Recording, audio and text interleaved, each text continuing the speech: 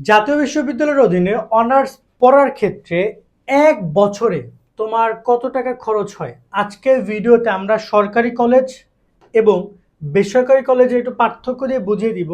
কারণ বর্তমানে অনেক শিক্ষার্থী যেহেতু ভর্তি হচ্ছে সামনে, যে খরচটা কেমন হয়। অনার্স মূলত কয় বছরের হয়? ৪ বছরের। এই ৪ বছরে অনার্স যে খরচটা হবে সেটাকে তুমি মোটামুটি ৪ দিয়ে গুণ দিলে তোমার একটা ভালো পরিসংখ্যান তুমি পেয়ে যাবা।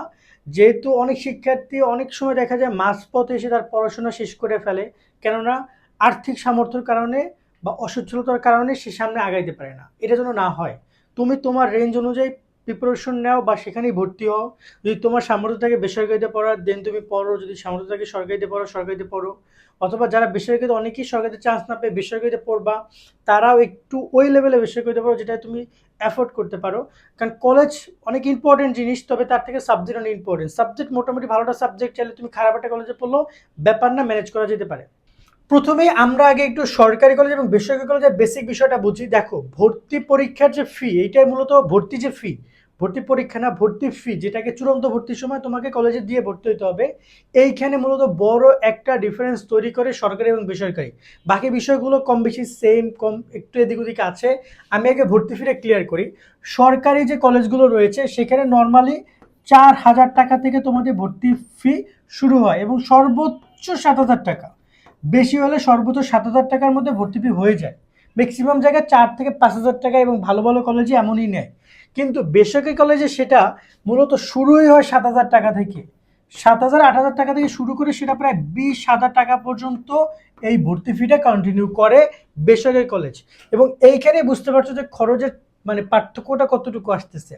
এর পরবর্তীতে রয়েছে বেতন। সরকারি কলেজে নর্মালি বেতন হয় ২৫ টাকা থেকে ৩০ টাকা, সর্বোচ্চ যদি বলি ১০০ টাকা বেতন হয় সর্বোচ্চ। ওকে। কিন্তু সেই জায়গায় বেসরকারি কলেজের বেতনটা দাঁড়ায় অলমোস্ট, যদি বলি আমরা এখানে ৩০০ টাকা থেকে শুরু করে ২,০০০ টাকা পর্যন্ত বেতন আছে। ২,০০০ টাকা। ভালো ভালো যে উচ্চ লেভেলের যে বেসরকারি কলেজগুলো রয়েছে বিভাগীয় পর্যায়ে, বা এমনকি ঢাকার অনেক বিভাগীয় কলেজ আছে যেখানে এরকমের ১৫০০ টাকা ১৮০০ টাকা তারা নিয়ে থাকে শুধুমাত্র বেতন। শুধুমাত্র বেতন নিয়ে থাকে তারা। তার মানে হিসাব করে দেখো, যদি প্রত্যেক মাসে তুমি ১৮০০ টাকা বেতন দাও, মানে বছরে কত টাকা বেতন হিসাব করো। ১২,০০০ আর ৮০০ করে তুমি হিসাব করো, প্রায় ১৬-১৭ হাজার টাকা তুমি বেতনে দিয়ে দিচ্ছ প্রতি বছর। তো এই হচ্ছে বেতনের পুরো বিষয়টা। তো সরকারি যে কলেজগুলো রয়েছে সেখানে যে ভর্তি ফি আর বেতন, এই দুইটা জিনিস অনেক বেশি হয়। যেটা তোমার বেসরকারি কলেজ মানে বেসরকারি কলেজে বেশি হয়, সরকারি কলেজে তুলনামূলক কম হয়। এরপর আসি পরীক্ষার ফি। পরীক্ষার বিভিন্ন প্রকার প্রতি বছরে পরীক্ষা হয়। যেমন দুইটা ইনকোর্স পরীক্ষা, একটা টেস্ট পরীক্ষা। এই যে দুইটা পরীক্ষার ফি রয়েছে, এই পরীক্ষার ফিটা কিন্তু দিতে হয় এবং নর্মালি এই পরীক্ষার ফি ৫০০ টাকার মতো হয়ে থাকে। ঠিক আছে, এরকমেরই হয় এবং বেসরকারি কলেজগুলো তো এরকমের ৫০০ টাকা পরীক্ষার ফি হয়ে থাকে নর্মাল বেসিক জায়গা থেকে। ওকে।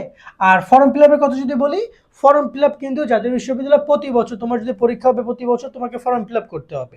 সেই পারপাসে তোমার ফর্ম ফিল আপ বাবদ সর্বোচ্চ যদি বলি এইখানে মানে ফর্ম ফিল আপের টাকাটা নির্দিষ্ট।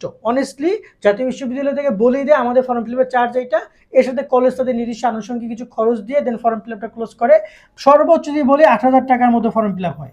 ৬ থেকে ৮, ৬ থেকে ৮ এরকম ফর্ম ফিল আপ হয় এবং বেসরকারি কলেজগুলোতে এরকমই ৮,০০০ টাকা নেওয়ারই নিয়ম রয়েছে। ৮,০০০ টাকা প্লাস মাইনাস, প্লাস মাইনাস, এর বেশি না।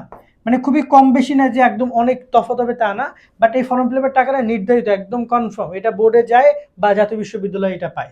আর রয়েছে অন্যান্য খরচ। এই টপিকে যদি কথা বলে, এইখানে কিছু খরচ রয়েছে। যেমন তোমাদের যে তোমরা যে ডিপার্টমেন্টে পড়ছো সেটা সায়েন্সের হলে প্র্যাকটিক্যাল কিছু খরচ আছে, আরও আনুষঙ্গিক কিছু খরচ আছে।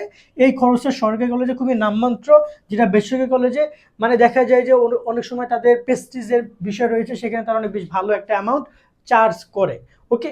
সো ওভারঅল এই হচ্ছে খরচ। এবং যদি সব কিছু মিলে যদি আমরা ডিসকাশন করি তোমাদের কত টাকা কি খরচ যেতে পারে, খেয়াল করে দেখতে পারবা যে এই সরকারি কলেজে তোমার সর্বোচ্চ যদি বলি, এখানে ধরো যদি আমরা ধরি ৭,০০০ টাকা ধরি, বেতন সর্বোচ্চ যদি আমরা ১ বছর ১,০০০ টাকা ধরি এনাফ।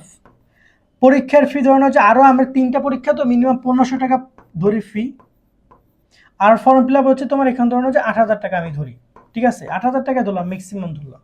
তো এখানে ৮-৮-১৬ আর হচ্ছে যে তোমার ১৭,৫০০। মানে যদি মানে একদম অন অ্যাভারেজ যদি তুমি ২০,০০০ টাকা ধরো, তাহলে তোমার সরকারি কলেজ একটা বছর ক্লিয়ার, 8 বছরে 4 বছরে তোমার এটা হইতে পারে কত, তোমার এখানে সর্বোচ্চ 80,000 টাকা তোমার 4 বছরে কমপ্লিট হয়ে যায়। এটা কিন্তু আমি একটু বাড়াই ধরলাম। অন্যদিকে যদি আমরা বেসরকারি কলেজের কথা বলি, একটা অ্যাভারেজ ভর্তি ফি যদি হয়, সেক্ষেত্রে ধরুন যে আমরা এটা 15,000 টাকা ধরলাম, ওকে, 15,000 টাকা একটা অ্যাভারেজ ভর্তি ফি, বাট নর্মালি 12-13 আছে, অনেকে আবার 16-17 আছে। বেতন যদি ধরি, মিনিমাম যদি বেতন হয় তাও মিনিমাম 15,000 টাকা বেতন, যদি 1,000 টাকা করে নেয় তাহলে তো 12,000, 1,000 করেই ধরলাম। বাট 1,000 বেতন অনেক জায়গায় 1,500 বেতনও আছে, ঠিক আছে, 1,800 বেতন আছে। তো ধরুন যে এই যে, তারপর হচ্ছে পরীক্ষার ফি, এখানেও ধরুন আমরা 1,500 টাকা ধরলাম। সো দেখো তুমি এবার হিসাব করো কত হয় তোমার টোটাল। এখানে যদি আমরা ধরি 20, আর হচ্ছে তোমার এখানে 15, 35 আর হচ্ছে যে মানে 36-38,000, 36,500 এরকমের তোমার মানে প্রত্যেক ইয়ারলি খরচ। এবং এইটাকে তুমি এবার মাল্টিপ্লাই করো 4 দিয়ে, দেখো তোমার বছরে কত যায়। তার মানে বছরে কত, 3-4, মানে এখানে তোমার 12, অলমোস্ট প্রায় 1,30,000-35,000 টাকার বেশি চলে যাবে তোমার 1 বছরের খরচ, ঠিক আছে, সরি 4 বছরের খরচ, ওকে। এবং তোমার এই যে 20,000 এবং এই যে 36,000, এখানে কিন্তু সবচেয়ে বড় ডিফারেন্সটা তৈরি করে বেতন এবং ভর্তি ফিটা বেতন করে। এখন অনেক সময় দেখা যায় অনেক কলেজ ভর্তি ফি রিপিটেড নেয় না, নিয়ম করেছে যে ভর্তি ফি প্রত্যেকবার ভর্তি ফি দেওয়া লাগবে না। এটা আসলে কলেজের উপর ডিপেন্ড করবে, সরকারের উপর ডিপেন্ড করে, বাট এক্ষেত্রে এরকমই খরচ হয়। আর বই প্রাইভেট এটার কথা যদি বলি, অনেক ডিপার্টমেন্ট আছে যাদের কিনা বই না কিনেও সাজেশন কিনেও হয়ে যায়, বাট নর্মালি মেইন বই প্রত্যেকবারই কেনার ট্রাই করবা, এটা তোমার অনেক কাজে দিবে। আর প্রাইভেট যদি তোমার এমন এমন সাবজেক্ট হয় যেখানে প্রাইভেটের চাপ তুলনামূলক নাই, খুবই কম, সেখানে তো খুবই খরচ কম। কিন্তু দেখা যায় যে সায়েন্সের অনেক সাবজেক্ট আছে, বিবিএর অনেক সাবজেক্ট আছে, যেখানে প্রত্যেক ইয়ারলি 2-3টা করে প্রাইভেট পড়তে হয়। মানে এক একটা প্রাইভেটে যদি আমার 1,000 করে নেয়, তার মানে 2টা প্রাইভেটে 2,000, 2টা সাবজেক্টে, 3টা প্রাইভেটে 3,000। বাট এরকমের খরচ কিন্তু প্রত্যেক মাসে তোমাকে দিতে হয়, ঠিক আছে।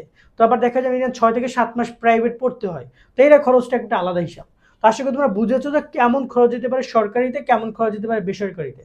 আজকের মতো ভিডিও আমরা এখানে শেষ করছি। সকলে অনেক অনেক ভালো থাকবা। আল্লাহ হাফেজ।